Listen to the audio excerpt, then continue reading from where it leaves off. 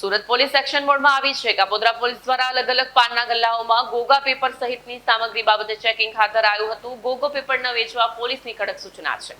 યુવાનોને નશાની ગર્તમાંથી બચાવવા ગુજરાત સરકારનો મોટો નિર્ણય લીધો છે। રોલિંગ પેપર અને ગોગો પેપર કોર્ન પર રાજ્યવ્યાપી પ્રતિબંધ ફરવામાં આવ્યો છે।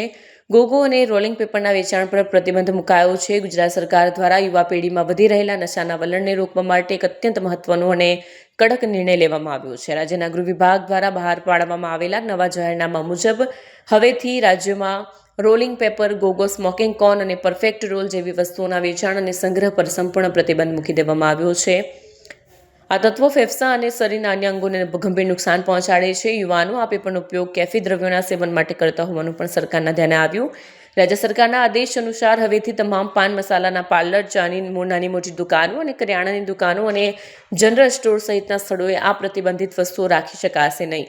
જાહેરનામું બહાર પડતાની સાથે જ સુરત પોલીસ સક્રિય થઈ ગઈ છે। સુરતની કાપોદ્રા પોલીસ દ્વારા વિસ્તારના વિવિધ પાનના ગલ્લા અને પાર્લરોમાં આકસ્મિક ચેકિંગ હાથ ધરવામાં આવ્યું। પોલીસ સ્ટાફ દ્વારા દુકાનદારોને ગોગો પેપર કે અન્ય સ્મોકિંગ કોર્ન ન રાખવા માટે કડક સૂચના આપવામાં આવી છે અને જેની પાસે સ્ટોક હતો તે જપ્ત કરવાની કાર્યવાહી શરૂ કરી છે। કાપોદ્રા પોલીસ સ્ટેશન વિસ્તારમાં આવેલા તમામ ગલ્લાઓનું ચેકિંગ કરવાનું ગૃહ વિભાગના જાહેરનામા અનુસંધાને ચેકિંગ કરવાની કાર્યવાહી શરૂ કરવામાં આવેલ છે।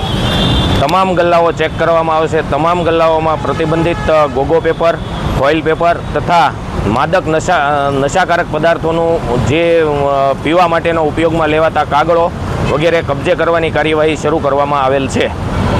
કઈ રીતની સૂચના આપવામાં આવી છે ગલ્લા ધારકોને સૂચના કરવામાં આવેલ છે કે તમારી પાસે જો આવા કોઈ પ્રતિબંધિત પેપર હોય તો તેઓ પોલીસમાં જમા કરાવો, સામેથી જમા કરાવો, નહીતર હવે પછી અમે ચેકિંગ કરશું તો તમારી વિરુદ્ધ કાયદેસરના ગુનાઓ દાખલ કરશું। આજથી પ્રતિબંધિત આવી ગયેલ છે।